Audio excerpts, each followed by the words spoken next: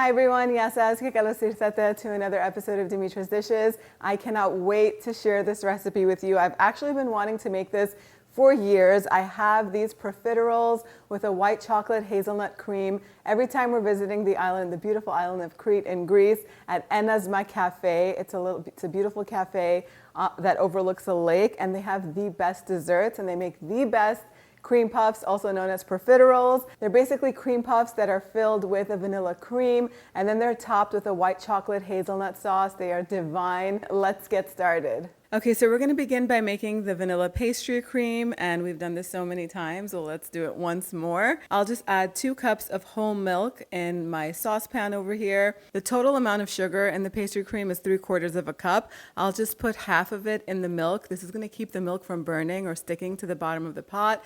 And then the remaining sugar I'll put in the little mixing bowl that I'll whisk the eggs in.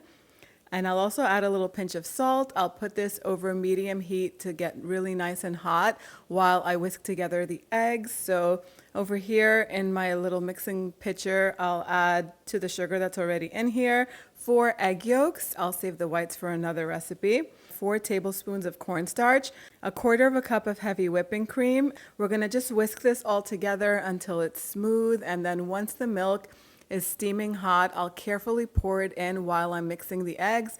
This is just going to raise their temperature so that way they don't scramble when we add them back to the pot. Everything is going back to the pot now, and we're going to continue to whisk this until it begins to boil and thicken. You don't want to step away from the stovetop at this point, because as soon as the mixture begins to boil, it's going to thicken very quickly. So turn the heat off and take it off of the heat once it gets to this consistency. We'll add 2 teaspoons of pure vanilla extract and 1 tablespoon of unsalted butter to this. Whisk it all together, and then you can transfer it to a bowl and cover it with either parchment paper or some plastic wrap to prevent a skin from forming on the top of the cream. And we're going to set it aside until it cools to room temperature, and then we could refrigerate it so that way it gets nice and cold. Now we're going to move on to making the profiteroles. These are so easy to make. In a small saucepan, I'll add 1 cup of water and 1 stick of butter that's just been cut into pieces with 1/4 teaspoon of salt and 1 tablespoon of granulated sugar.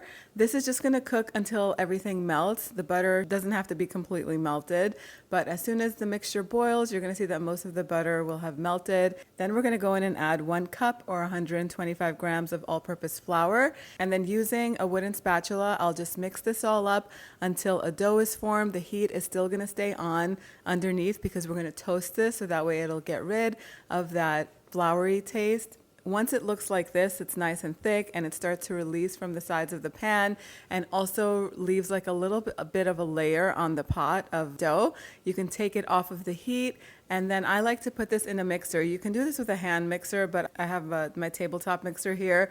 I'll just put the dough in there. I don't have to wait for it to cool down because I'll attach the whisk attachment to my stand mixer and begin mixing this, and it'll cool the dough down slowly. And then we need to add 4 eggs to this, but not all at once, 1 at a time. Keep mixing it on high speed until each egg is incorporated, and this is what it should look like. It's going to look kind of pasty. You don't want it to be thinner than this or thicker, otherwise the cream puffs will not turn out right.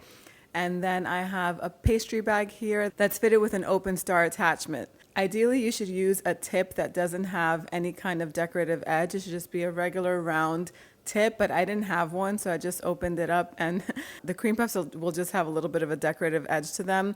That's perfectly fine. They're still going to look beautiful and rustic anyway. So we're just going to pipe these out about 1 to 1.5 inches tall on baking trays that are lined with parchment paper. So I like the cream puffs to be a little bit bigger. If you like them smaller, you'll get way more than I did. I was able to make 18 pretty large profiteroles here, but if you make them smaller, you will almost get double the amount. And these freeze well too, so it's up to you the size that you want to make these. Once you're done piping them out, keep some water nearby, dip your finger in there, and kind of smooth out the tips so that way they don't burn or brown too much. The oven is preheated to 400 degrees Fahrenheit. These are gonna bake for 20 minutes, and then I'll just flip the trays. The bottom tray will go on the top and the top will go on the bottom, and they'll bake for another 15 minutes. After 15 minutes, I'll turn the heat off in the oven, but I'll prop the door open with some oven mitts, or you could use some kitchen towels. And then about 10 minutes later, I'll just open the door all the way, so that way they'll cool in there nice and slow and they won't get soggy, and they also won't deflate. Now we're just gonna leave them aside at room temperature to cool a little bit more. If you want to, you can poke some holes on the bottom with a knife. That way it's easy to pipe the cream in later on. And now we'll just melt some semi-sweet chocolate. So the semi-sweet chocolate is going to be used as decoration. You can use semi-sweet or dark. It's great because it's going to offset the sweetness of the cream and also the white chocolate hazelnut sauce. So I just melt some semi-sweet chocolate. Like I said, you could use dark chocolate. I do this in the microwave in 30-second increments until the chocolate is melted. And then I have some parchment paper on a baking tray. I'll just drizzle the chocolate around on there, and then I will put it in the freezer so that way this hardens and solidifies. And now we're gonna make the Bueno sauce, or the white chocolate hazelnut sauce. So for this, we're gonna need white chocolate. You're gonna use about 300 grams or more, just depends how sweet you want it. And again, you could do this over a double boiler or in the microwave. If you're doing it in the microwave, be very careful and do it in 30-second increments as to not burn the chocolate. Chocolate is very expensive, and once it burns, you're gonna have to throw it out and start all over. Once the chocolate is nice and smooth and completely melted, we're gonna add 250 grams of hazelnut butter or hazelnut spread. You can find this in the supermarket, either in the international section by the Italian goods, or sometimes now, because it's a little bit more common, you can find it near the Nutella and the hazelnut spreads. If not, I'll put a link where you can get it on Amazon. I have a few brands that I really love. So I'll add the hazelnut butter to this now and a teaspoon of pure vanilla extract. Whisk it all up until it's nice and smooth, and it's ready. I do like to warm it before I pour it over the profiteroles later on, just so that way it's a little bit smoother.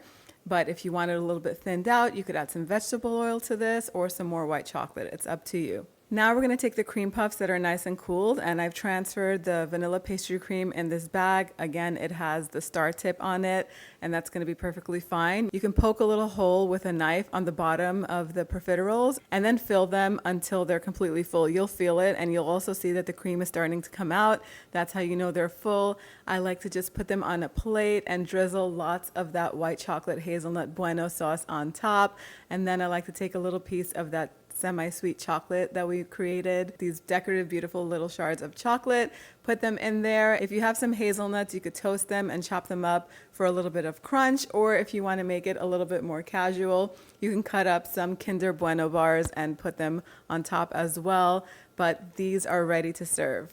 These look almost identical to the ones that I have over there, except over there, Bueno cream is really popular. So Bueno cream is basically like a white chocolate version of Nutella.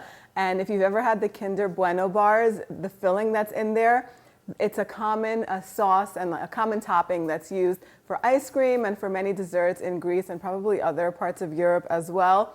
We had to make our own, and it just looks beautiful. It's a little bit lighter and thinner in Greece. So if you want it with less hazelnut flavor, you can up the white chocolate, and you could even thin this out with a little bit of vegetable oil if you want it just a little bit thinner. But it is perfect for me. If you don't like the white chocolate hazelnut flavor, you can leave it out and maybe do a chocolate drizzle on top with like ganache, and I'll put that recipe option in the blog post later on, and you can get that link down below. There are lots of variations of this. You can use your favorite sauces to top it, but give this one a try because it's just so good, and I can't wait. I'm about to start drooling. Let's do the taste test. And I want to make sure I get a little bit of that chocolate. Oh my God. Sinful. So delightful. There's so much flavor in them. The cream puffs are super light and airy and not at all soggy. If you follow the step-by-step instructions, yours will turn out just like this. The vanilla cream in the center is really nice because it lightens up the hazelnut spread that's on top. And I love the little bitterness of the semi-sweet chocolate that's on the side that we made. It's perfection. The only thing that's missing from this is some toasted hazelnuts, which I could not find anywhere in any supermarket around me. So if you want to do that, you can just toast some hazelnuts. Almonds work well too. for a little bit of crunch. You could put that on top. I hope you guys give this recipe a try. The exact measurements are on the website, dimitrasdishes.com. Thank you so much for spending time with me today. I'll see you all next time. Yes, us.